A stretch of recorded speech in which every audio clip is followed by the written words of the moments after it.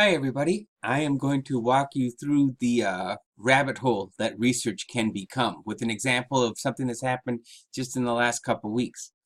So on page 361, there's this, he says, right, hate, emphasizing differences for many people makes many people more racist, not less, right? So I'm in education. There's a lot about diversity, and not so much diversity of opinions, but diversity of backgrounds, ethnicity, etc. That I think rightly so, educators focus on as right a positive thing, and to make sure that everybody coming in right is getting the respect that they deserve. And one of those things gets tied into diversity training. And so when I see this quote, I'm like, okay, this is kind of counter to a lot of what we're told in education. So and I'm sorry the pictures aren't as clear as I would like them to be, but it's only for the book. Everything else will look good. Emphasizing differences makes many people more racist, not less. And that little note says, check this out. And so this is number 74, which means it's like the 74th reference, I believe, of chapter 12. I mean, this book was not just made up of his ideas, right? He's bringing in all of this research. So I go to the back of the book where they have by chapter and page number all of the sources. And again, I apologize for it not being as focused as it could be. Side note, John McWhorter is a great writer, and so when I see his name up there, I'm like, oh man, I want to go double check that, right? Because I really, when I think of really smart people, he is definitely one that comes up. So it made me kind of cool to say, oh, I'd like to see where he's quoting them. Though we're looking at number 74, and so it's saying Stenner, right? 205, so it's about 15 years old, page 330, concludes she's studying authoritarians. Okay, ultimately nothing inspires greater tolerance from the intolerant than an abundance of greater unifying beliefs. All right, so it actually means if everybody is agreeing on a few things, that leaves them more likely to accept differences in other things. And regrettably, nothing is more certain to provoke increased expression of their latent disposition than the likes of multicultural education. That's not enough. I'm still curious. So now I go to the references. This is on page 485, where there's Stenner, the Authoritarian Dynamic, New York, Cambridge University Press. So now I know this is the book that it came from. The previous one gave me the quote. So you can see already, I started in the book, I went to the reference of the actual that gave me the quote, and then came here. And sometimes you won't have as detailed background as this book does, but when you're reading this one, you know pretty much everything that's brought up. If it's not his idea, and this is a habit you want to get into, he gives credit to who had that idea. All right, so I have gone to the library search, and I'm going to look at the books or more. Let's see if they have it. The Authoritarian Dynamic, actually spelled in the wrong one. So now, when this comes up, nope, I'm not finding anything, right? So, bummer. So let's go to the database. And now, Academic Search Premier is a good sort of catch-all. Authoritarian Dynamic.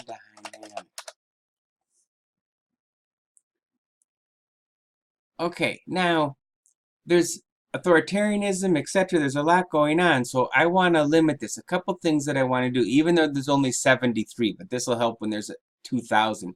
If I hit full text, now it's only going to be documents I can immediately read, and there's 18. Now, 18 is pretty small, and I could look at that if I want, but I am going to add the author's name,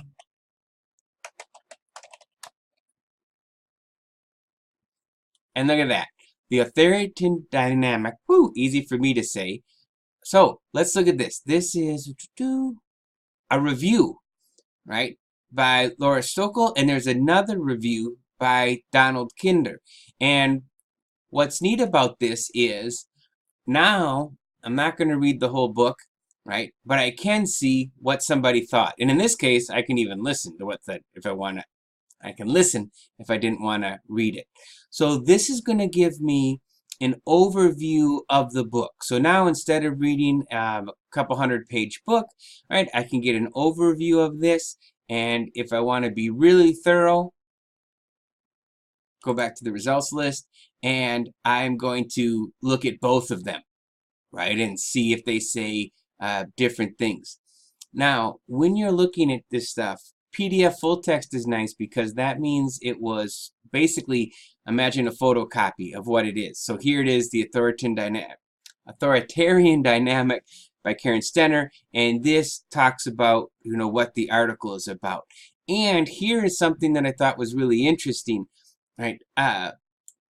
Stenner demonstrates that authoritarianism isn't the same as conservatism, and I think some people, right, probably myself included in the past, would think conservative, authoritarian, but there's a difference. And what she's pointing out is that, right, conservatives think, you know, tradition, want to keep tradition, so they're skeptical of change because what they're doing right now has worked to get, you know, got us here.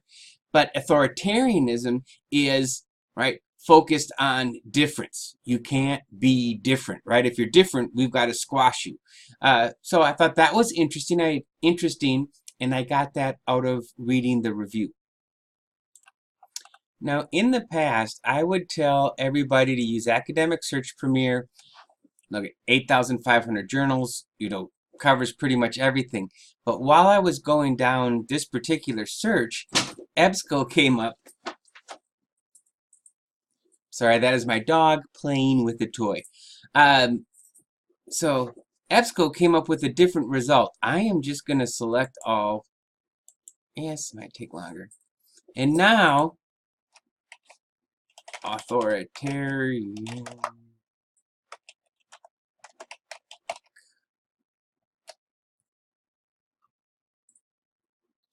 Okay, now look at this. Here is the actual book. And when I found this, I was like, are you kidding me? So, click on this PDF full text. Now, the first time I did this, I had to log in and sign in. But check this out. Here's the book. Now, the thing about finding a book, typically in your research, well, depending on the size of your topic, and definitely in a 1,000 or 2,000 level class, you're not going to be reading a heck of a lot of books, right? That said, probably a chapter, right? So when you're doing in the future in this class, I will have you go find books on your topic. Not with the expectation that you're going to read entire books, but that you're going to go to the table of contents and find out which chapter or chapters most relate to you. So, and here, say, which one did I like? Oh, implications. Typically at the end of any sort of research book or article even, they're going to have, what's the implications, what do you do with this? So I could, maybe I want to first read the introduction, see what the heck she is talking about. What's nice about this is you can actually print, you can see right up here, 100 pages. So I've already made a copy of chapter 10. So here's the implications. And political psychology of intolerance. Oh, that's interesting to me, right? And I can print this out, print it out, read it at my leisure, right? And so I've only, how many pages was this? Well, this wasn't 100. So maybe I want to go, and also I printed this out, go look at the introduction, right? And look at this. Print pages. Let me see a second. Some people, dynamic. All right, looks good. What the heck? It's going to cost me 30 cents in papers. Print pages to PDF. This section, 12 pages long, print PDF.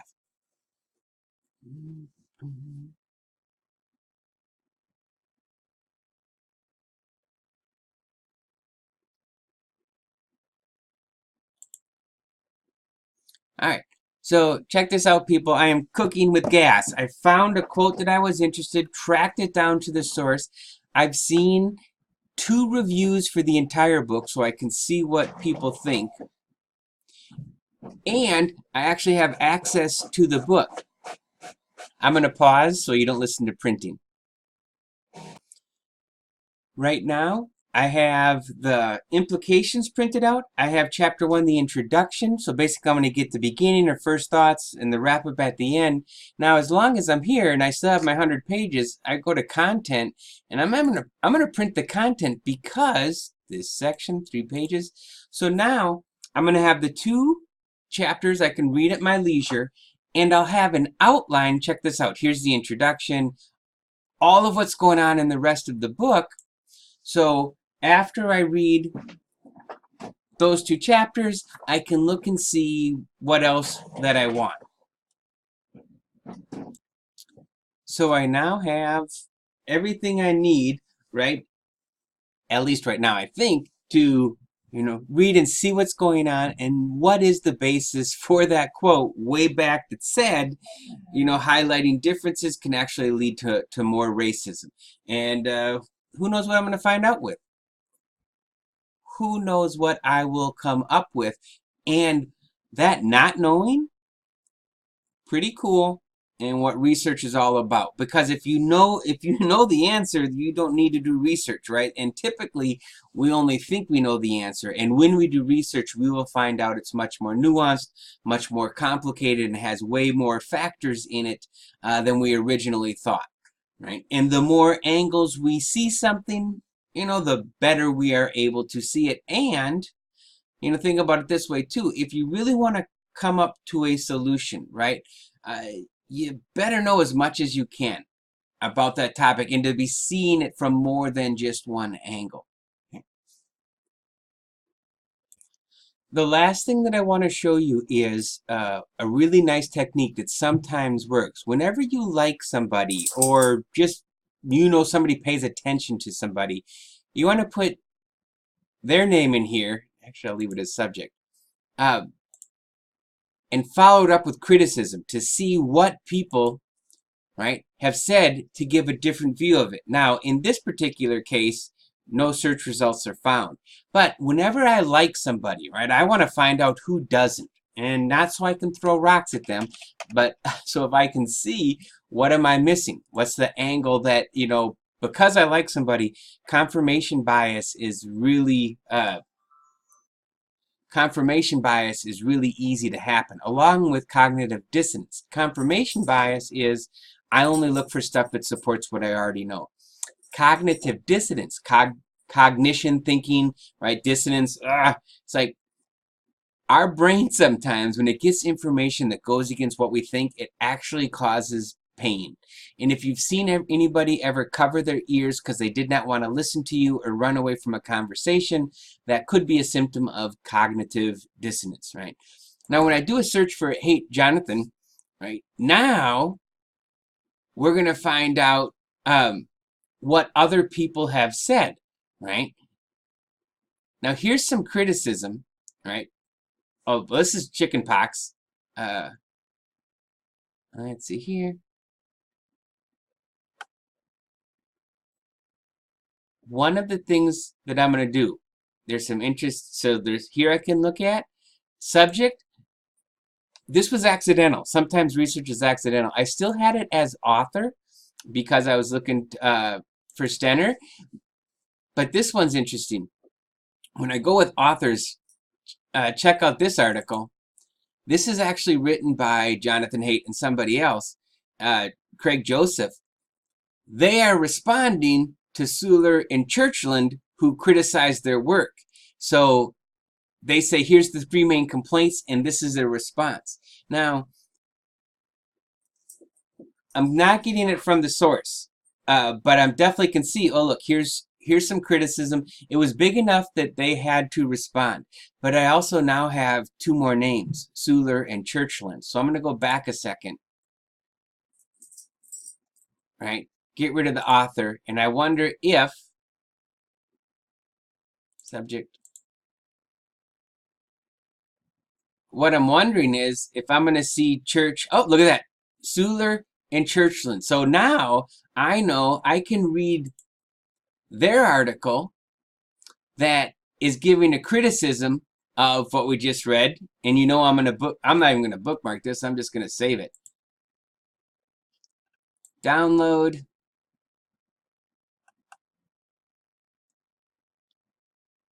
$10.22. Make a new folder.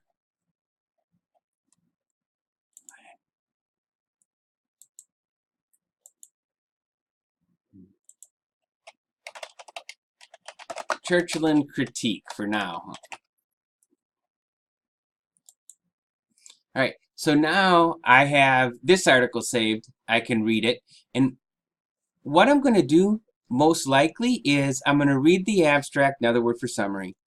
If it still seems interesting, typically I'll read the introduction, and then I'm going to scroll down to the end, usually conclusion, summary, implications, right? Those are the titles that I'm looking for. And then I'll say, okay, yep, I want to dig into the body or not. And sometimes if this is written for in a field I don't know,